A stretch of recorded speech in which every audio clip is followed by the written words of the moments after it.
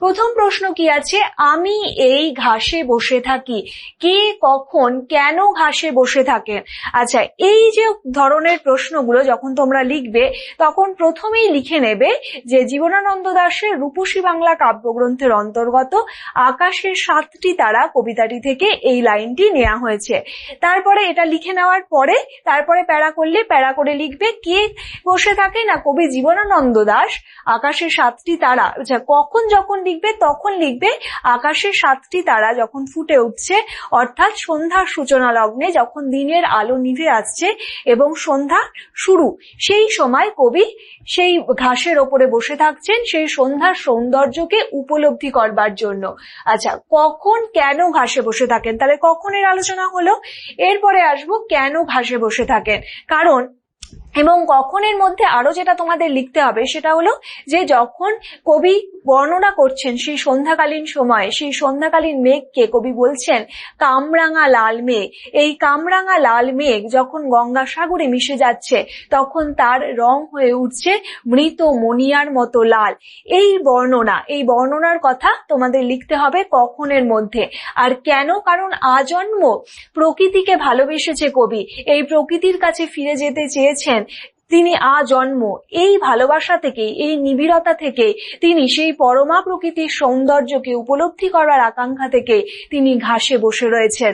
এই কারণেই তোমাদের এটা 3টে পার্ট ওয়াইজ তোমাদের লিখতে হবে। তাহলে প্রথমে লিখলে কোন কাব্যগ্রন্থের অন্তর্গত, তারপরে কে বসে আছেন না কবি বসে আছেন, তারপরে কখন বসে আছেন না সেই সময় তোমাকে লিখতে হবে যে কামরাঙা লাল মেঘের কথা এবং মৃত মণিয়া পাখির কথা, এবং যেটি গঙ্গাসাগরে ডুবে যাচ্ছে। এরপরে সেই কখনের পোর্শনটা লেখার পরে কেন বসে থাকেন না, সেই প্রকৃতির রূপ রস গন্ধ স্পর্শকে কবি নিজের করে আস্বাদ করতে চায়, এই কারণেই তিনি ঘাসের ওপর বসে রয়েছেন। চলে যাচ্ছি 2 নম্বর প্রশ্ন, আমি এই ঘাসে বসে থাকি। যখন কবি বসে থাকেন তখন বাংলার প্রকৃতির রূপ কেমন? তাহলে যখন কবি ঘাসে বসে থাকেন তখন বাংলার প্রকৃতির রূপ কিরকম ছিল? কবি সেই মেঘকে, এই সূর্যাস্তের সময় মেঘকে কবি বলেছেন কামরাঙা। কামরাঙা ফল তোমরা দেখেছো নিশ্চয়ই, পাকা কামরাঙার রং হয়ে থাকে লাল রঙের। সেই মেঘকে কবি তুলনা করেছেন কামরাঙা ফলের সঙ্গে, কামরাঙা লাল ফলের সঙ্গে।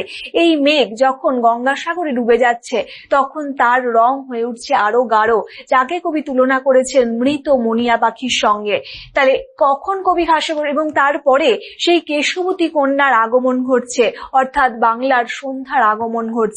এই কথাই কিন্তু তোমাদের একটু ডিটেলসে লিখতে হবে, এবং অবশ্যই প্রকৃতির কথা, প্রকৃতির যে টুকরো টুকরো অনুষঙ্গগুলো কবি ব্যবহার করেছেন এই কবিতায়, সেগুলো কিন্তু বিশেষ করে লিখতে হবে।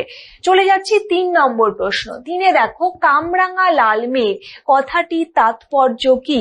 কামরাঙা লাল মেঘ কথাটির তাৎপর্য হলো এখানে যে সূর্যাস্তের সময় অর্থাৎ গোধূলি লগ্নে যে মেঘকে দেখতে পাওয়া যায় সেই মেঘের রং হয়ে থাকে লাল।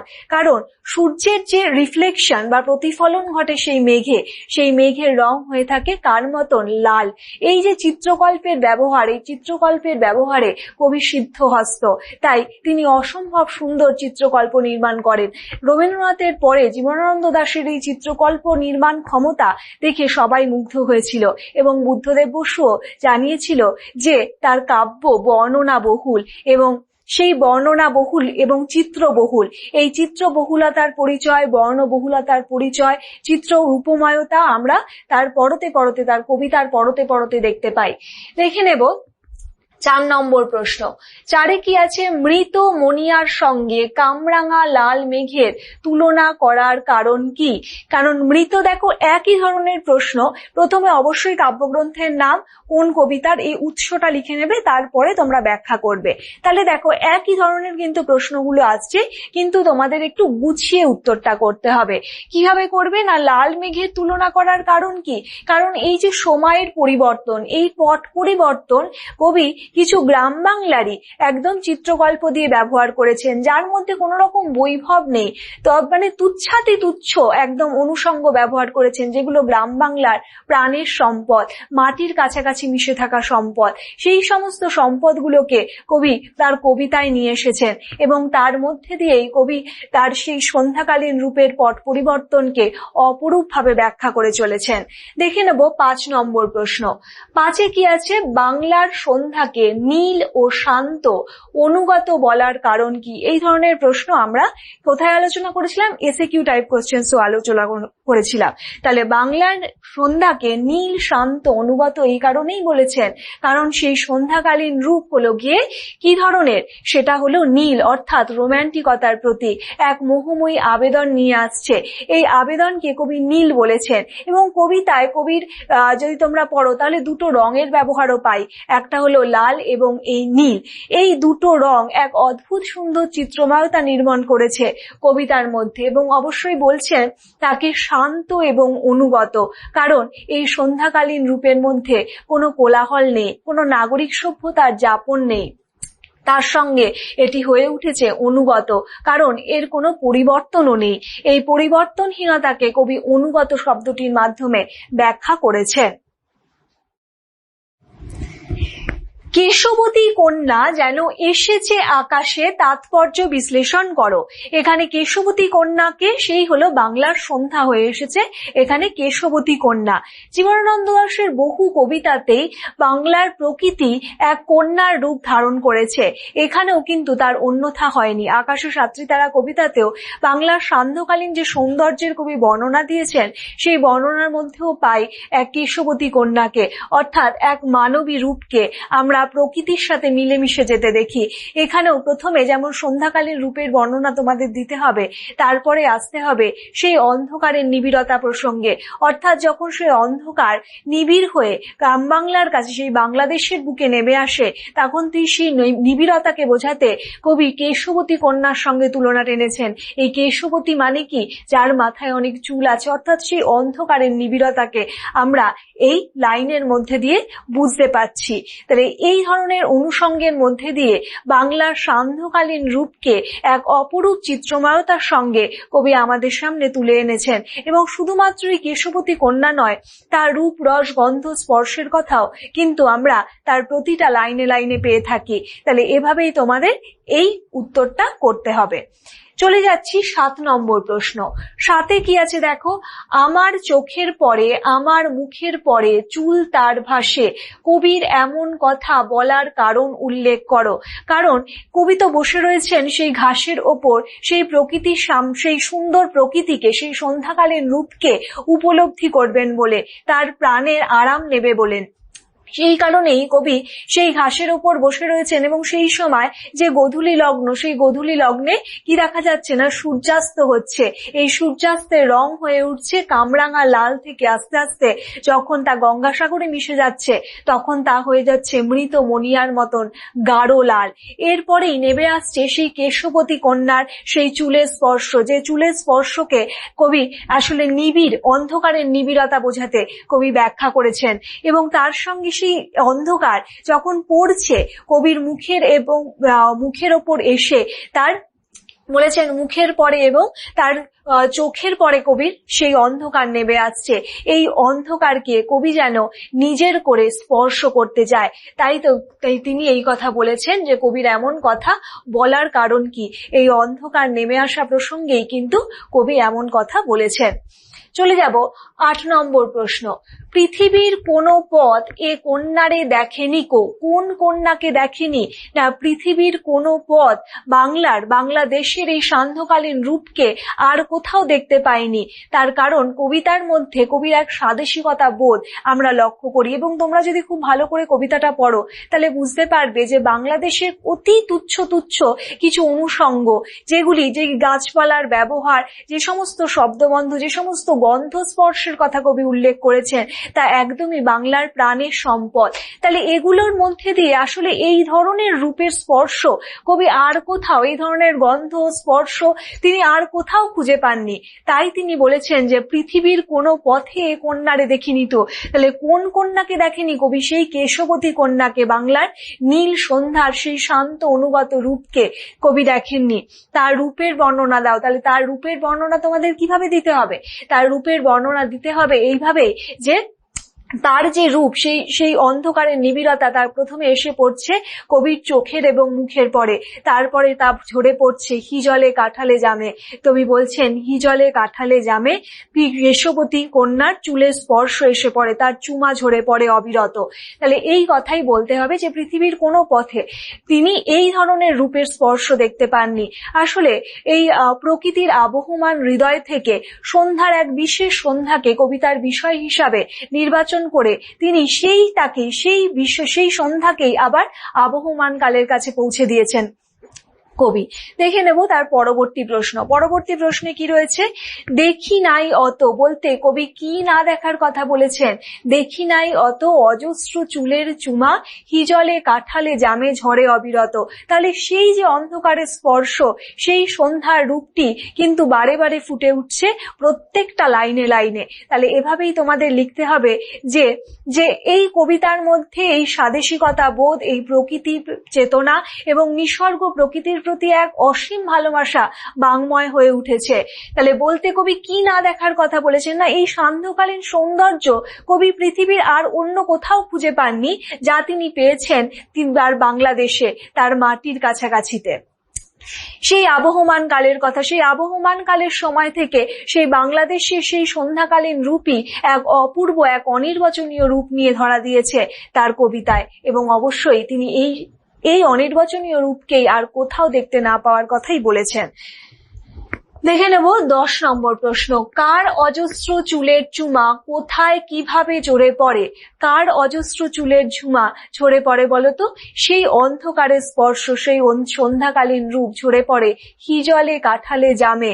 এই হিজল কাঁঠাল জাম হলো বাংলাদেশের প্রকৃতির নিজস্ব সম্পদ, প্রকৃতির গাছগাছালি। তোমরা নিশ্চয়ই এই গাছগুলোকে চেনো।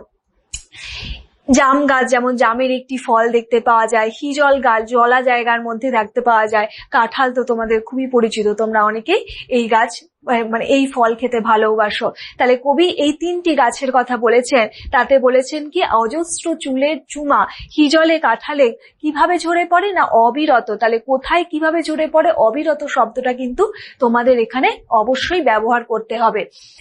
এই অবিরত ঝরে পড়া আসলে সেই অন্ধকারের নিবিড়তা, সেই ঘনায়মান অন্ধকারকেই প্রতিফলিত করেছে বা তার প্রতিবিম্বরূপ এক ধরনের চিত্রবন্ধ তৈরি করেছে। 11 নম্বর প্রশ্ন। জানি নাই এত বলতে কবি কি না জানার কথা বলেছেন? জানি নাই এত স্নিগ্ধ গন্ধ ঝরে রূপসীর চুলের বিন্যাসে। এই রূপসীর চুলের বিন্যাস, সেটা কে? এই রূপসী তো সেই বাংলার সন্ধ্যাকালীন নারী মূর্তি। এই সন্ধ্যাকালীন নারী মূর্তির যখন আবির্ভাব হয় তখন প্রকৃতির কিছু পট পরিবর্তন দেখতে পাওয়া যায়, তার রূপ রস গন্ধ স্পর্শের কিছু পরিবর্তন দেখতে পাওয়া যায়। এই কথাই কিন্তু বলেছেন যে বলতে কবি কি না জানার কথা বলেছেন। এই যে স্নিগ্ধ গন্ধ, এই স্নিগ্ধ গন্ধ যে আর কোথাও এরকম সৌন্দর্য নিয়ে আবির্ভূত হয় তা কবি কখনোই কোনো জায়গায় দেখতে পাননি। তাই বলেছেন কবি জানি নাই এত স্নিগ্ধ গন্ধ ঝরে রূপসীর চুলের বিন্যাসে। এবং এখানে কবি যে শব্দগন্ধগুলো ব্যবহার করেছেন, যে মৃদু গন্ধ অর্থাৎ হাঁসের পালক স্বর, পুকুরের জল, চাঁদা সরপুটিদের মৃদু ঘ্রাণ, নরম ধানের গন্ধ, এই সমস্ত অনুষঙ্গগুলোও কিন্তু তোমরা অবশ্যই নিয়ে আসবে। দেখে নেব 12 নম্বর প্রশ্ন। বঙ্গ প্রকৃতির স্নিগ্ধ গন্ধ কবি কোন কোন অনুষঙ্গে উপলব্ধি করেছেন? তাহলে দেখো, বঙ্গ প্রকৃতির স্নিগ্ধ গন্ধ জাস্ট কিছুক্ষণ আগেই আমরা আলোচনা করলাম যে কি কিসের মধ্যে উপলব্ধি করেছেন। না, বঙ্গ প্রকৃতির স্নিগ্ধ গন্ধ পাওয়া যাচ্ছে নরম ধানের গন্ধ, কলমির ঘ্রাণ, কলমি এক ধরনের হলো শাক, সেই শাকের গন্ধ, হাঁসের পালক স্বর, স্বরও হলো এক ধরনের তৃণজাতীয় ঘাস, হাঁসের পালক স্বর, চাঁদা সরপুটিদের, চাঁদা হলো এক ধরনের ছোট মাছ, মিষ্টি জলের মাছ, সরপুটি একটু বড় মাছ। তাহলে এই সমস্ত যে গন্ধ, এগুলোকে বলছে মৃদু গন্ধ।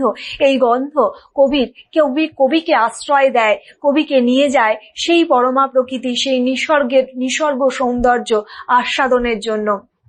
কাছে, বা সেটাকেই কবি, সেই প্রকৃতিকে, সেই সান্ধ্যকালীন রূপকেই কবি উপলব্ধি করতে চায়। তাহলে বঙ্গ প্রকৃতির স্নিগ্ধ গন্ধ কবি কোন কোন অনুষঙ্গে ব্যবহার করেছেন, অবশ্যই যেগুলো তোমাদের লিখতে হবে, অবশ্যই যখন পরে ব্যাখ্যা করবে কিন্তু যেগুলো লিখতে হবে, যে শব্দবন্ধগুলো লিখতে হবে, তা হলো হাস্যের পালক স্বর, চাঁদা সরপুটিদের মৃদু ঘ্রাণ এবং নরম ধানের গন্ধ, কলমির ঘ্রাণ, এই প্রসঙ্গগুলো কিন্তু তোমাদের নিয়ে আসতে হবে।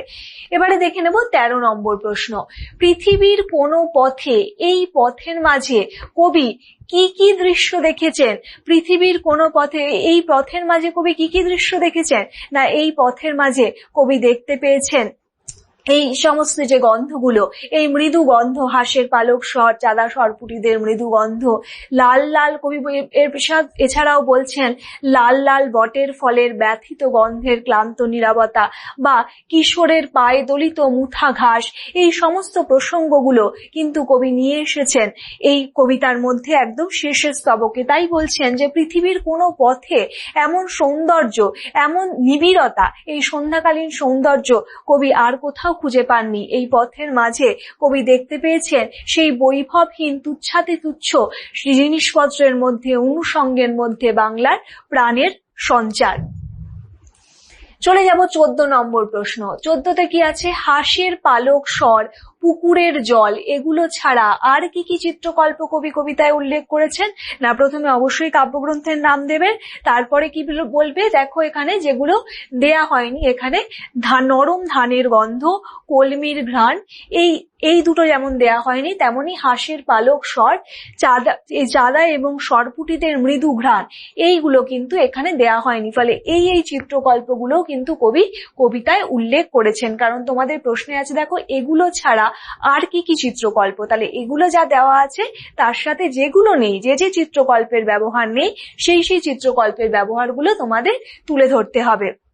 এবং তারপরে তোমরা লিখতেই পারো ব্যথিত ফলের, বটের ফলের ক্লান্ত নীরবতার কথা, বা মুথা ঘাসের কথা, পায়ে দলিত মুথা ঘাসের কথা, এগুলোও তোমরা লিখতে পারো। তবে ওগুলো কিন্তু আগে লিখে নিতে হবে, লিখে নিয়ে ব্যাখ্যা করতে হবে। চলে যাচ্ছি 15 নম্বর প্রশ্ন। ব্যথিত গন্ধের ক্লান্ত নীরবতা, তাৎপর্য ব্যাখ্যা করো। এই ব্যথিত গন্ধের ক্লান্ত নীরবতা আমরা কোথায় পেয়েছিলাম? না, লাল লাল বটের ফলের মধ্যে। আসলে প্রকৃতি তো আমাদেরকে দিয়েই চলেছে, এই দেয়া তার অবিরাম, আমরা শুধু নিয়েই চলেছি, কিন্তু প্রকৃতিও তো ক্লান্ত হয়। এই দিনের শেষে, অর্থাৎ দিনান্তে এসে প্রকৃতিও যেন কোথাও ক্লান্ত হয়ে পড়ছে। ঝরে পড়া লাল লাল বটের ফলের মধ্যে সেই নীরব ক্লান্তি ব্যক্ত হয়ে উঠছে। এই নীরবতার ভাষাকে, এই নীরব ক্লান্তিকে যেন ফুটিয়ে তুলছেন কবি লাল লাল বটের ফলের ঝরে পড়া দিয়ে। এই প্রসঙ্গে লিখতে হবে তার সঙ্গে মুথা ঘাসের কথা, অর্থাৎ পায়ে দলিত মুথা ঘাস। এই মুথা ঘাসের এক অদ্ভুত সুন্দর গন্ধ রয়েছে। এই পায়ে দলিত মুথা ঘাসের মধ্যে দিয়েও এক ধরনের বেদনাবোধ, এক ধরনের যন্ত্রণাবোধ, প্রকৃতিকে নিষ্পেষণ করবার ক্লান্তি কবি ফুটিয়ে তুলেছেন তার শব্দবন্ধের মধ্যে দিয়ে।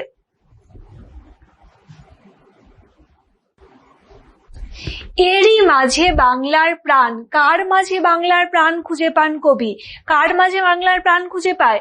নিশ্চয়ই তোমরা এতক্ষণে বুঝতে পেরেছো যে এই যে প্রকৃতির যে টুকরো টুকরো অনুষঙ্গগুলো কবি ব্যবহার করেছেন, সেই টুকরো টুকরো অনুষঙ্গের মধ্যে দিয়েই কবি সেই সান্ধ্যকালীন রূপকে, অর্থাৎ বাংলার সেই প্রকৃতিকে, সেই সন্ধ্যাকালীন প্রকৃতিকে কবি খুঁজে পেয়েছেন।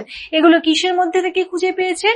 না, সেই হাঁসের পালক স্বর, চাঁদা সরপুটিদের মৃদু ঘ্রাণ, কিশোরীর চাল ধোয়া ভিজে হাত, নরম ধানের গন্ধ, কলমির ঘ্রাণ, এই সবের মধ্যে দিয়েই কবি খুঁজে পেয়েছেন সেই সান্ধ্যকালীন প্রকৃতির রূপকে, সেই বাংলাদেশের রূপ, সেই নিসর্গ সৌন্দর্য, রূপ রস গন্ধ স্পর্শ নিয়ে আবির্ভূত হয়েছেন। এর মধ্যেই কবি খুঁজে পেয়েছেন বাংলার প্রাণের স্বরূপ বা প্রাণের স্পন্দন। এটাই এভাবে তোমাদের লিখতে হবে। চলে যাচ্ছি 17 নম্বর প্রশ্ন।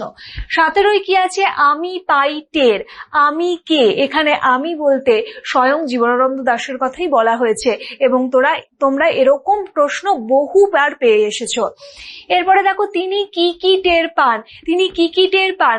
যে গন্ধের কথা বলা হয়েছে, সেই সমস্ত গন্ধ, সেই মৃদু ঘ্রাণ, এই যে প্রকৃতির যে পট পরিবর্তনের যে চিত্রকল্প কবি ব্যবহার করেছেন, একদম প্রথম থেকে তোমরা যদি দেখো, সেই যে সূর্যাস্ত যখন নিভে আসছে, অর্থাৎ সূর্যাস্ত যখন গঙ্গাসাগরের বুকে মিলিয়ে যাচ্ছে এবং তারপরে আস্তে আস্তে ঘনায়মান হচ্ছে অন্ধকার, এবং তারপরে এই যে চাঁদা সরপুটিদের মৃদু ঘ্রাণ, কিশোরীর চাল ধোয়া ভিজে হাত, এই যে এই চিত্রকল্পের মধ্যে দিয়ে আমরা যেন ছবির মতন আমাদের সামনে সেই পল্লীর সন্ধ্যা প্রকৃতি আমাদের কাছে হাজির হয়। তাহলে আমি পাই টের বলতে সেই সমস্ত শব্দবন্ধের মধ্যে দিয়ে কবি সেই সন্ধ্যার সূচনা লগ্নকে কবি খুঁজে পাচ্ছেন। তাহলে কখন টের পান? যখন আকাশে 7টি তারা অর্থাৎ সপ্তর্ষি মণ্ডলের আবির্ভাব হচ্ছে, সেই সময় তিনি বুঝতে পারছেন যে পল্লী প্রকৃতির বা এই বাংলাদেশের যে রূপের পরিবর্তন, সন্ধ্যাকালীন রূপের পরিবর্তন, সেটার মধ্যে দিয়ে কবি টের পাচ্ছেন যে এই সময় আকাশে 7টি তারা ফুটে উঠবে। চলে যাব 18 নম্বর প্রশ্ন। 18তে কি আছে? আকাশে 7টি তারা কবিতায় কবির প্রকৃতি চেতনার পরিচয় ফুটে উঠেছে, যা প্রকৃতি চেতনার যে পরিচয় ফুটে উঠেছে তা নিজের ভাষায় লেখো। তাহলে আমরা জানি প্রকৃতিপ্রেমী কবি একজন জীবনানন্দ দাশ। তার বেশিরভাগ কবিতায় তোমরা যদি পড়ো, রূপসী বাংলার কাব্যগ্রন্থের বহু কবিতার মধ্যে দিয়ে সেই বাংলাদেশের প্রাকৃতিক সাম্রাজ্য, সেই প্রকৃতি প্রেম, প্রকৃতির কাছে এক ধরনের আশ্রয়প্রিয়তা লক্ষ্য করতে পারবে। এই কবিতাটাও কিন্তু তার ব্যতিক্রম নয়। এই কবিতার মধ্যে দিয়েও সেই প্রকৃতি চেতনা একটি, আমরা দেখেছো যে এই আবহমান সময়ের মধ্যে থেকে একটা সন্ধ্যাকালীন রূপকে কবি ফুটিয়ে তুলেছেন, তার কবিতার বিষয় হিসাবে নির্বাচন করেছেন এবং তাকেই পৌঁছে দিয়েছেন কি আবার আবহমান কালের দরজার সামনে।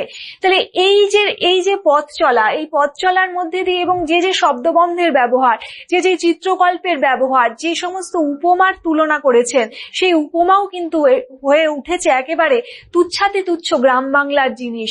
এই সবের মধ্যে দিয়ে কবির এক প্রকৃতি চেতনা ব্যক্ত হয়ে ওঠে, কারণ কবি নিজেও ভেবেছেন এবং জীবন দিয়ে উপলব্ধি করেছেন, সত্যি তো প্রকৃতি ছাড়া আমরা কি বা কতটুকুই বা, আসলে প্রকৃতি ছাড়া আমরা সত্যি সবাই খুব অসহায়। এবং যে সময় দাঁড়িয়ে কবি এই কবিতাগুলো লিখছেন, সেই সময় তোমরা জানো যে বিশ্বযুদ্ধের সময়, এবং সেই সময় থেকে কবি ফিরে পেতে চেয়েছেন সেই গ্রাম বাংলার প্রকৃতির কাছে বা প্রাকৃতিক স্পর্শকে কবি ফিরে পেতে চেয়েছেন, তাকে আগলে রাখতে চেয়েছেন নিজের হৃদয় দিয়ে, জীবন দিয়ে। চলে যাব 19 নম্বর প্রশ্ন। 19-এ কি আছে দেখো? আকাশে 7টি তারা কবিতায় প্রকৃতি ও মানুষ কিভাবে মিলেমিশে একাকার হয়ে কবির অনুভূতিতে ধরা পড়েছে তা নিজের ভাষায় লেখো। কবিতায় প্রকৃতি ও মানুষ কিভাবে মিলেমিশে একাকার হয়ে গেছে। তোমরা দেখেছো যে বাংলার সান্ধ্যকালীন রূপকে কবি তুলনা করেছেন কার সাথে? না কেশবতী কন্যার সঙ্গে। অর্থাৎ সেই সন্ধ্যা যেন যে মায়াবী মূর্তি নিয়ে আবির্ভূত হয়েছে, সেও যেন এক কন্যা স্বরূপা। এবং তারপরে আমরা দেখেছি কিশোরীর চাল ধোয়া ভিজে হাতের প্রসঙ্গ বা কিশোরের পায়ে দলিত মুঠা ঘাসের প্রসঙ্গ।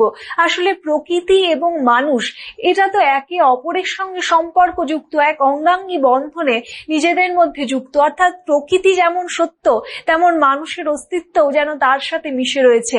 এই কবিতার পরতে পরতে কিন্তু আমরা তার ছবি সেই চিত্রকল্পের ব্যবহারই ফুটে উঠতে দেখি। এবং জীবনানন্দ দাশের বহু কবিতাতে আমরা নারীকে সেই প্রকৃতির রূপ হিসাবে খুঁজে পেয়েছি। যেমন তোমরা বনলতা সেন যদি পড়ে থাকো, তাহলে বনলতা সেনও দেখবে চুল তার কবেকার অন্ধকার বিদিশার নিশা, মুখ তার শ্রাবস্তির কারুকার্য। অর্থাৎ একজন মানবী মূর্তি যেন প্রতিভাত হয়ে উঠেছে। এই কবিতাও কিন্তু সেইখান থেকেই দেখতে পাচ্ছি যে প্রকৃতি এবং মানুষ একে অপরের সঙ্গে এক অঙ্গাঙ্গী বন্ধনে, নিবিড় বন্ধনে আবদ্ধ। প্রকৃতি থেকে যেমন মানুষকে বিচ্ছিন্ন করা যায় না, তেমন মানুষও সেই প্রকৃতির মধ্যেরকারী সম্পদ। তাহলে প্রকৃতি এবং মানুষের প্রসঙ্গ যে উপমা মাধ্যমে কবি এই কবিতায় ফুটিয়ে তুলেছেন, সেই সমস্ত উপমাগুলো অবশ্যই দিতে হবে এই কবিতার আলোচনায়। দেখে নেব 20 নম্বর প্রশ্ন। 20-তে কি লেখা আছে? আকাশে 7টি তারা কবিতায় কবির উপমা প্রয়োগের দক্ষতা আলোচনা করো। তাহলে দেখো, এতক্ষণ ধরে আমরা যে আলোচনা করলাম সেটা তো এক ধরনের উপমা চিত্রকল্প প্রয়োগের কথাই আমরা আলোচনা করেছি। রবীন্দ্রনাথ জীবনানন্দ দাশের সম্বন্ধে কবিতার প্রসঙ্গে বলছেন যে তার কবিতা চিত্ররূপময়। অর্থাৎ তিনি যে উপমাগুলো ব্যবহার করেছেন এই কবিতার মধ্যে, তোমরা দেখেছো যে মেঘকে তিনি তুলনা করেছেন কি কামরাঙা লালের সঙ্গে। তারপরে এই মেঘ যখন গঙ্গাসাগরে মিশে যাচ্ছে, তখন তার রং হয়ে উঠছে মৃত মণিয়ার মতন। এবং এই সন্ধ্যার রূপকে কবি তুলে ধরেছেন কেশবতী কন্যার প্রসঙ্গে। এই ধরনের যে উপমার প্রয়োগ, এই উপমার প্রয়োগ যেমন কবিতাকে তাকে এক সৌন্দর্য দিয়েছে, এক গম্ভীরতা দিয়েছে, প্রকৃতির নিবিড়তা দিয়েছে, তার সঙ্গে আমরা সেই চিত্রকল্পময়তাকেও খুঁজে পাই তার লেখনীর মধ্যে দিয়ে।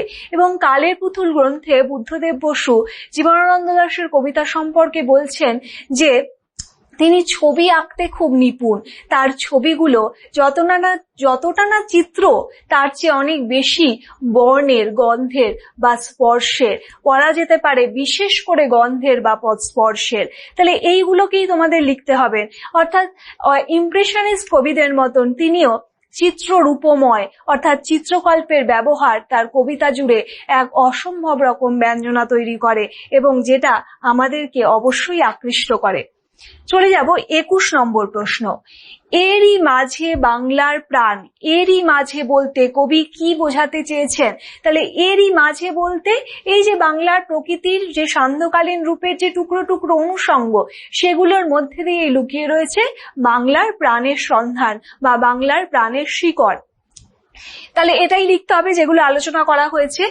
এরই মাঝে বাংলার প্রাণের অনুভূতি কিভাবে প্রকাশ পেয়েছে তা কবিতা অনুসরণে লেখো। তাহলে এরই মাঝে বাংলার প্রাণের যখন লিখবে যে প্রাণের অনুভূতি কিভাবে প্রকাশ পেয়েছে, তাহলে একইভাবে লিখতে হবে যে তোমাদের যে যে সমস্ত গাছের কথা, অর্থাৎ মাছের কথা, চাঁদা সরপুটি মাছ, কলমির ঘ্রাণ, হাঁসের পালক স্বর, এই সমস্তগুলো বা কিশোরীর চাল ধোয়া ভিজে হাত, এই সমস্ত প্রসঙ্গগুলোকেই কিন্তু তোমাদের গুছিয়ে তারপরে শেষ করতে হবে যে এই প্রকৃতির কাছেই কবি বারে বারে ফিরে আসতে চেয়েছেন এবং সান্ধ্যকালীন রূপের এক অভিনব বর্ণনা দিয়েছেন তার এই কবিতাতে।